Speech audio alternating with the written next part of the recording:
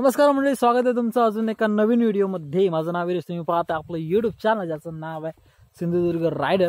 10 ते 15 दिवस झाले व्हिडिओ बनवला नाही। खूप दिवसानंतर आज व्हिडिओ बनवते, कारण खूप दिवसांमध्ये छोट्या मोठ्या गोष्टी घडत गेल्या, त्यामुळे व्हिडिओ बनवता नाही आला। पण आज विचार केला, आज पाऊस पण नाही आणि लाईट पण होती काल, कारण 2 दिवस झालेला आमच्याकडे लाईट नाही, त्यामुळे काल लाईट होती। तर विचार केला आज कुठेतरी जायचं। तर विचार आला की आज सुवर्णगडाला भेट द्यायची।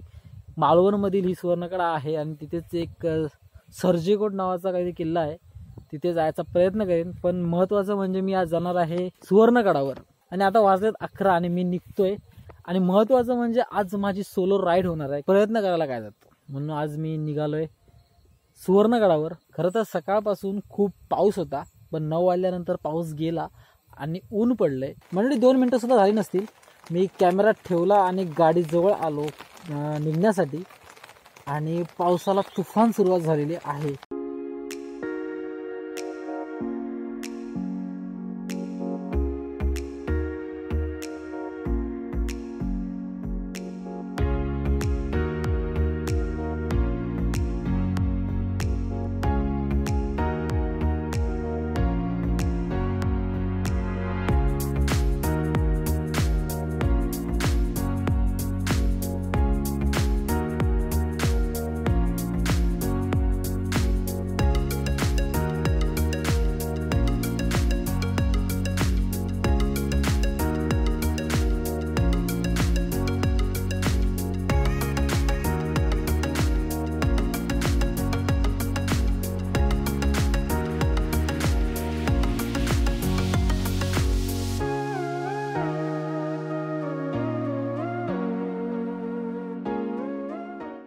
फायनली मंडळी आपण पोहोचलो आहोत सुवर्णगडाजवळ। घरून यायला मला 1 तास लागला इथे यायला, कारण मध्ये थोडंसं थांबावं लागलं होतं, कारण पाऊस होता खूप। कसालपर्यंत पाऊस खूप होता, कसालच्या नंतर कट्ट्यापासून पाऊस जरा पण नव्हता, आणि इथे आल्याच्या नंतर जो वाऱ्याबरोबर जो पाऊस आला तो खूप मोठा होता। म्हणजे इथे आलो 1 मिनिट झालं आणि पावसाला सुरुवात झाली।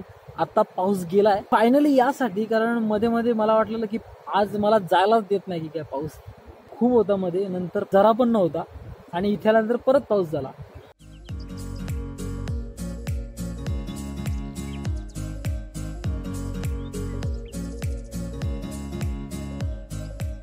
कडेवरून येताना थोडंसं पुढे आल्याच्या नंतर ना एक देवाचं स्थान मिळतंय, श्री भद्रकाली 12 स्थळ।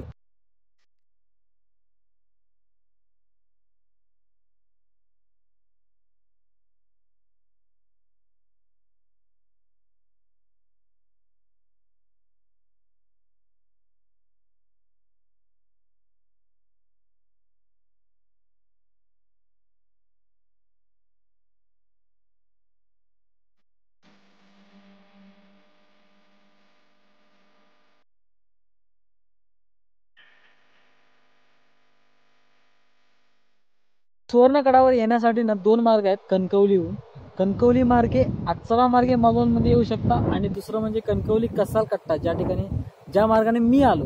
मंडळी, आपण ज्यावेळी या सुवर्णगडावरून फिरताना थोडीशी काळजी घ्यावी, कारण या कडेवर ज्यावेळी समुद्राचं पाणी ज्या लाटा येऊन आढळतात ना, तिथे काही ठिकाणी खचल्यासारखं झालंय, कारण मध्ये मध्ये ही कडा थोडी थोडी सरकत चालली आहे, म्हणजे थोडी काही ठिकाणी घसरली सुद्धा आहे। त्यामुळे ज्यावेळी चालता तुम्ही माहिती घ्या स्थानिकांकडून, नाहीतर थोडंसं बघा आणि नंतरच पुढे जा। ही जी सुवर्णगड आहे ना, ही पूर्ण नैसर्गिकरित्या बनली असं मला वाटते, कारण हा जो परिसर आहे हा पूर्ण कातळ परिसर आहे। जी समुद्राची लाटा येतात आणि ह्या कडेला आढळतात, आणि त्यापासून ही सुवर्णगड निर्माण झाली असावी असं मला वाटतंय।